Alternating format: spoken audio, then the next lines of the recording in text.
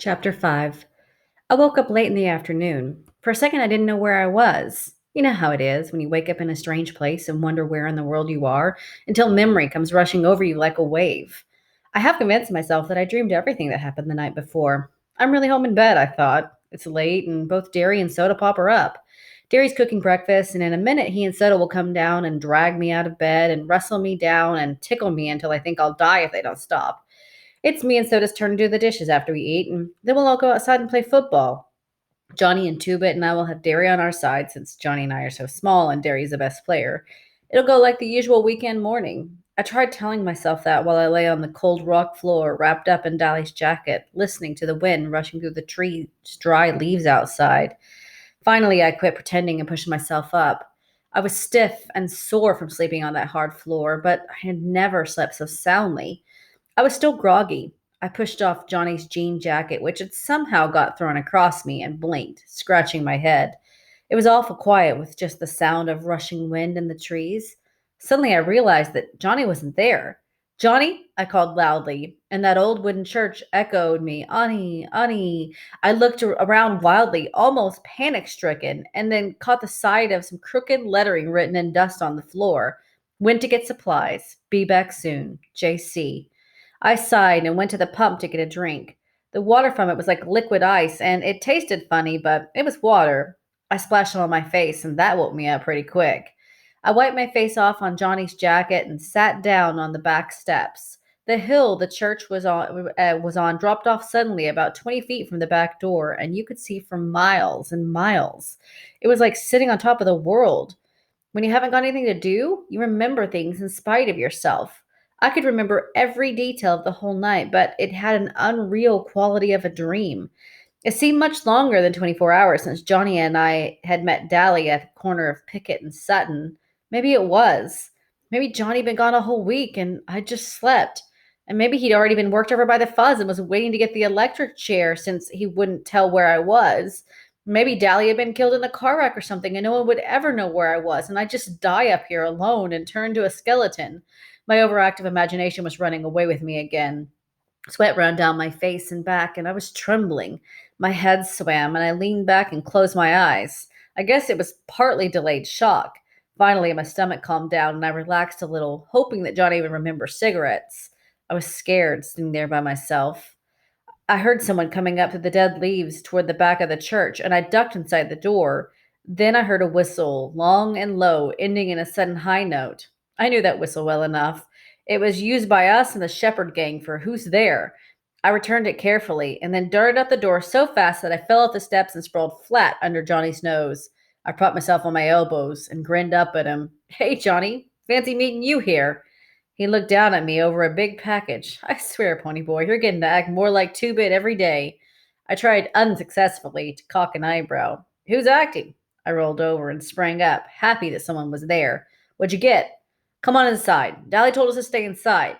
We went in. Johnny dusted off the table with his jacket and started taking things out of the sack, lining them up neatly. A week's supply of bologna, 2 loaves of bread, a box of matches, Johnny went on. I got tired of watching him do it all, so I started digging into the sack myself. I sat down in the dusty chair and stared. A paperback copy of Gone with the Wind? How'd you know I always wanted one? Johnny Bredden. I remember you saying something about it once. And me and you went to see that movie, remember? I thought maybe you could read it out loud and help kill time or something. Gee, thanks. I put the book down reluctantly. I wanted to start it right then. Peroxide? A deck of cards? Suddenly I realized something. Johnny, you ain't thinking of. Johnny sat down and pulled out his knife. We're going to cut your hair and you're going to bleach yours. He looked down at the ground carefully. We'll have our descriptions in the paper. We can't fit 'em. Oh, no. My hand flew to my hair. No, Johnny, not my hair. It was my pride. It was long and silky, just like Soda's, only a little redder. Our hair was tough. We didn't have to use much grease on it. Our hair labeled us greasers, too. It was our trademark, the one thing we were proud of. Maybe we couldn't have Corvairs or Madras shirts, but we could have hair. We'd have to cut it anyway if we got caught. You know, the first thing the judge does is make you get a haircut. I don't see why, I said sourly. Dally could just as easily mug somebody with short hair. I don't know either. It's just a way of trying to break us. They really can't do anything to guys like Curly Shepherd or Tim. They've had just about everything done to them, and they can't take away anything from them because they don't have anything in the first place. So they cut their hair. I looked at Johnny imploringly. Johnny sighed. I'm gonna cut mine too and wash the grease out, but I can't bleach it. I'm too dark skinned to look okay blonde. Okay, come on, Pony Boy, he pleaded. It'll grow back. Okay, I said wide eyed. Get it over with. Johnny flipped out the razor edge of the switch, took hold of my hair, and started sawing on it. I shuddered. Not too short, I begged. Johnny, please. Finally, it was over with. My hair looked funny, scattered over the floor in tufts. It's lighter than I thought it was, I said, examining it. Can I see what I look like now? No, Johnny said, slowly staring at me. We gotta bleach it first. After I'd sat in the sun for 15 minutes to dry the bleach, Johnny let me look in an old cracked mirror we found in a closet. I did a double take. My hair was even lighter than soda pops.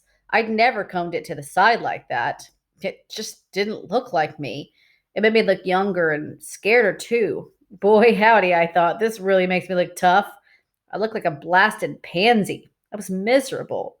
Johnny handed me the knife. He looked scared too. Cut the front and thin out the rest. I'll comb it back after I wash it. Johnny, I said tiredly, you can't wash your hair in that freezing weather. You'll get a cold. He only shrugged. Go ahead and cut it. I did the best I could. He went ahead and washed it anyway, using the bar of soap that he'd bought. I was glad I had had to run away with him instead of Two Bit or Steve. They would that would be one thing they'd never think of. So I gave him Dally's jacket to wrap up, and he sat shivering in the sunlight on the back steps, leaning against the door and combing his hair back.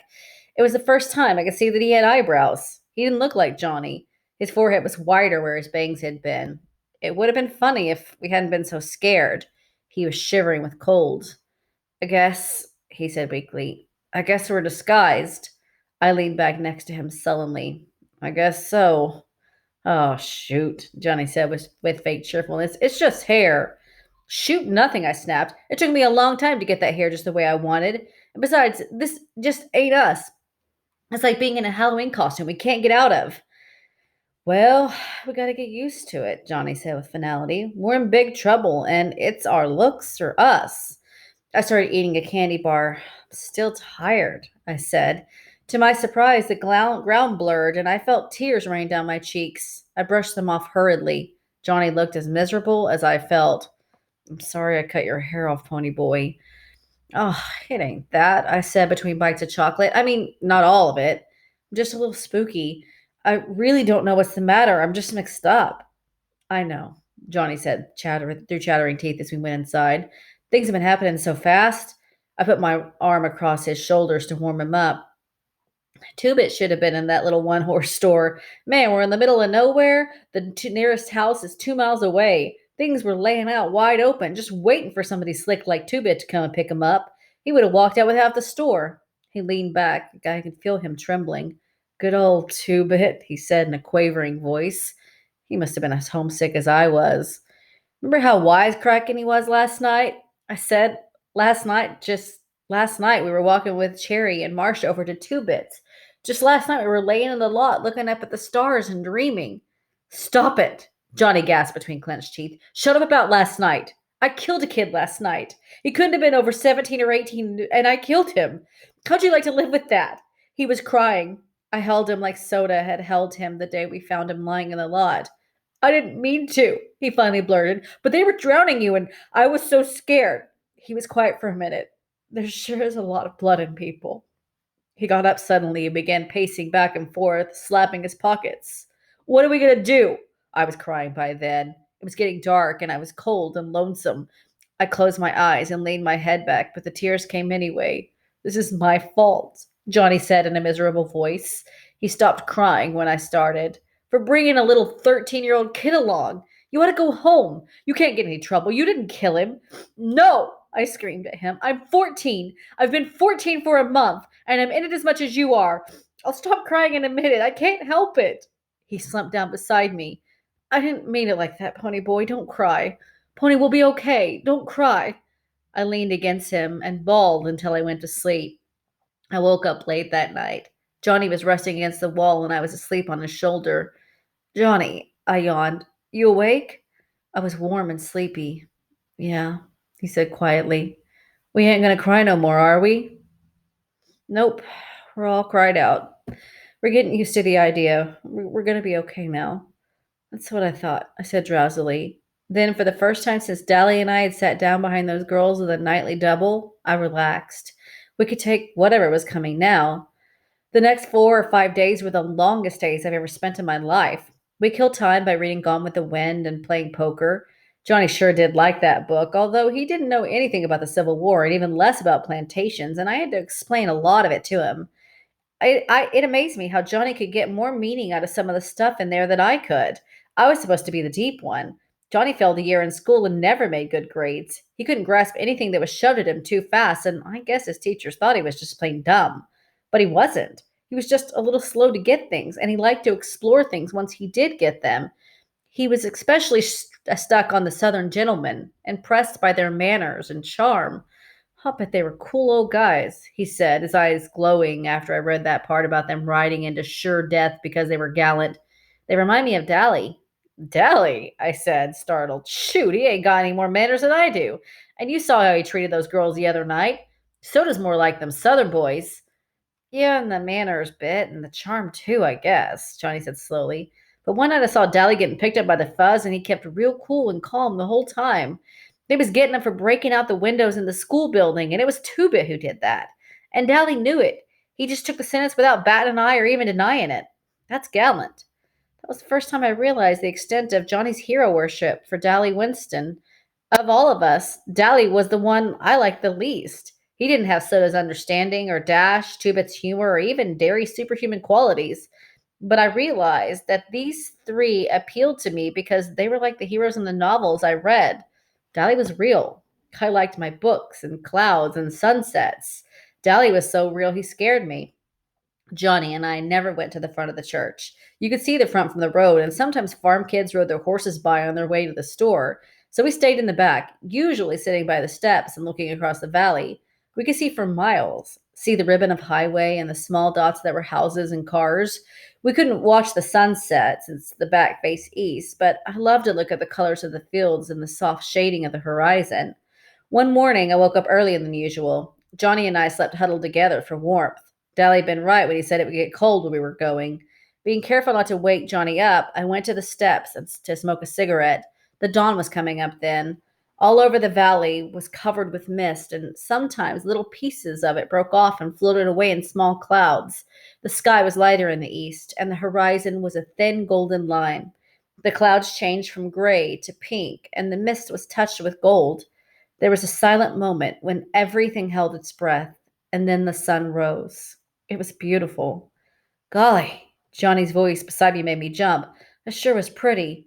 Yeah, I sighed, wishing I had some paint to do a picture with while the sight of it was still fresh in my mind. That mist sure was pretty, Johnny said. All gold and silver.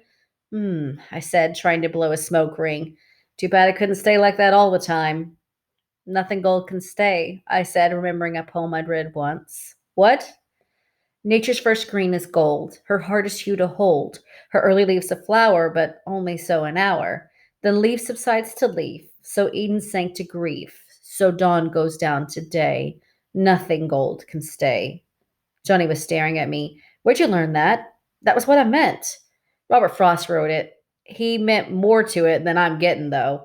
I was trying to find the meaning the poet had in mind, but it eluded me.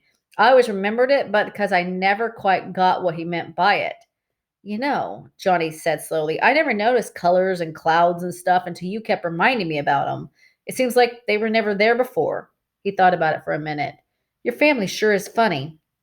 And what happens to be so funny about it? I asked stiffly. Johnny looked at me quickly. I didn't mean nothing. I meant, well, Soda kind of looks like your mother did, but he acts exactly like your father. And Derry is a spitting image of your father, but he ain't wild and laughing all the time like he was. He acts just like your mother. And you don't act like either one. I know, I said. Well, I said, thinking this over, you ain't like any of the gang. I mean, I couldn't tell Two-Bit or Steve or Derry about the sunrise or clouds and stuff. I couldn't even remember that poem around them. I mean, they just don't dig. Just you and Soda Pop. And maybe Cherry Valance. Johnny shrugged. Yeah, he said with a sigh. I guess we're different. Shoot, I said, blowing a perfect smoke ring. Maybe they are. By the fifth day, I was so tired of bologna that I nearly got sick every time I looked at it. We'd eaten all our candy bars for the first 2 days. I was dying for a Pepsi. I'm what you might call a Pepsi addict. I drink them like a fiend. Going for 5 days without one was about to kill me. Johnny promised to get some if we ran out of supplies and had to get some more, but that didn't help me right then. I was smoking a lot more there than I usually did. I guess because it was something to do, although Johnny warned me I'd get sick smoking so much. We were careful with our cigarettes. If that old church ever caught fire, there'd be no stopping it. On the fifth day, I'd read up about Sherman's siege of Atlanta and Gone with the Wind. Owed Johnny $150 from poker games, then smoked 2 packs of Camels, and as Johnny predicted, got sick. I hadn't eaten anything all day, and smoking on an empty stomach doesn't make you feel real great. I curled up in a corner to sleep off the smoke. I was just about asleep when I heard, as if from a great distance, a long, low whistle that went off in a sudden high note. I was too sleepy to pay any attention, although Johnny didn't have any reason to be whistling like that. He was sitting on the back steps trying to read Gone with the Wind. I'd almost decided that I dreamt the outside world and there was nothing real but bologna sandwiches and the Civil War and the old church and the mist in the valley. It seemed to me that I always lived in that church, or maybe lived during the Civil War and somehow got transplanted. That just shows you how wild of imagination I have. A toad nudged me in the ribs. Glory, said a rough but familiar voice. He looks different with his hair like that. I rolled over, rubbing the sleep out of my eyes and yawning. Suddenly I blinked. Hey, Dally. Hey, pony boy. He grinned down at me, or should I say, Sleeping Beauty.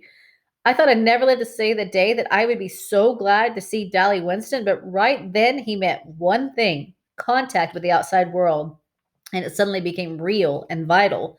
How's Soda Pop? Are the fuzz after us? Is Derry all right? Do the boys know where we are? What? Hold on, kid, Dally broke in. I can't answer everything at once. You two want to go get something to eat first? Let's get breakfast, and I'm about starved. You're starved? Johnny was so indignant he nearly squeaked. I remembered the baloney. Is it safe to go out? I asked eagerly. Yep. Dally searched his shirt pocket for a cigarette and finding none, said, Got a cancer stick, Johnny Cake? Johnny tossed him the whole package. The fuzz won't be looking for you around here, Dally said, lighting up. They think you've lit out for Texas. I got Buck's T-Bird parked all down the road a little way. Gosh almighty, boys, ain't you been eating anything? Johnny looked startled. Yeah. Whatever gave you the idea we ain't? Dally shook his head. You're both pale and you've lost weight. After this, get out in the sun more. You look like you've been through the mill. I started to say, look who's talking, but I decided it would be safer not to. Dally needed a shave. A stubble of colorless beard covered his jaw, and he looked like he was the one who had been sleeping in his clothes for a week instead of us. I knew he hadn't seen a barber in a month, but it was safer not to get mouthy with Dally Winston. Hey, pony boy. He fumbled with a piece of paper in his back pocket. I got a letter for you. A letter? Who from? The president, of course, stupid. It's from Soda. Soda Pop? I said, bewildered. But how did he know? He came over to the Bucks a couple of days ago for something and found that sweatshirt. I told him I didn't know where you were, but he didn't believe me. He gave me this letter and half his paycheck to give you. Kid, you ought to see Derry. He's taken this mighty hard. I wasn't listening. I leaned back against the side of the church and read, Pony Boy, well, I guess you got into some trouble, huh? Derry and me nearly went nuts when you ran out like that. Derry's awful sorry he hit you. You know he didn't mean it. And then you and Johnny turned up missing, and with that kid dead in the park and Dally getting hauled to the station, well, it scared us something awful. The police came by to question us, and we told them as much as we could. I can't believe little old Johnny could kill somebody. I know Dally knows where you are, and you know, but you know him. He keeps his trap shut and won't tell me anything. Derry hasn't got the slightest notion of where you're at, and it's nearly killing him. I wish you'd come back and turn yourselves in, but I guess you can't because Johnny might get hurt. You sure are famous. You got a paragraph in the newspaper, even. Take care and say hi to Johnny for us. Soda Pop Curtis. He can improve his spelling, I thought after reading it through 3 or 4 times.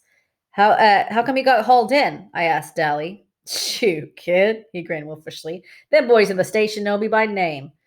I got hauled in for everything that happens in our turf. While I was there, I kind of let it slip that y'all were heading for Texas. So that's where they're looking. He took a drag on a cigarette and cussed good naturedly at it for not being cool. Johnny listened in admiration. You sure can cuss good, Dally. Sure can, Dally agreed wholeheartedly, proud of his vocabulary. But don't you kids go picking up my bad habits. He gave me a hard rub on the head. Kid, I swear it don't look like you with your hair all cut off. You used to look tough. You and Soda had the coolest looking hair in town.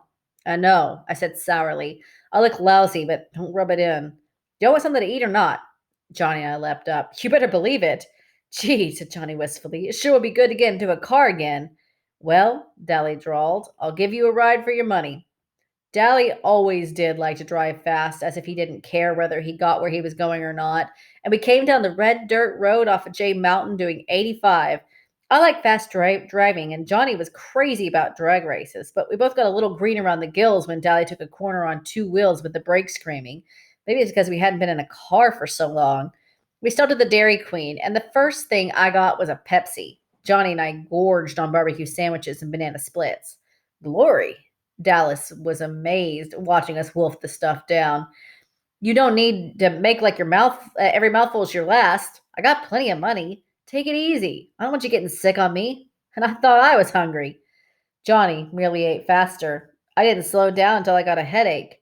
I didn't tell y'all something, Dally said, finishing his third hamburger.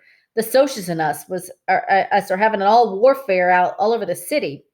That kid you killed had plenty of friends, and all over town it's socias against Greece. We can't walk alone at all. I started carrying a heater. Dally, I said, frightened, you kill people with heaters. You kill them with switchblades too, don't you, kid? Dally said in a hard voice. Johnny gulped. Don't worry, Dally went on. It ain't loaded. I ain't aiming to get picked up for murder, but it sure does help a bluff. Tim Shepard's gang and our outfit are having it out with the socias tomorrow night at the vacant lot. We got hold of the president of one of their social clubs and had a war council. Yeah, Dally sighed, and I knew he was remembering New York, just like the good old days. If they win, things go on as usual. If we do, they stay out of our territory, but good. Two Bit got jumped a few days ago. Derry and me came along, but he wasn't having too much trouble. Two Bit's a good fighter. Hey, I didn't tell you we got us a spy. A spy? Johnny looked up from his banana split. Who? That good looking broad I tried to pick up that night you killed the Soch. The redhead, Cherry, what's her name?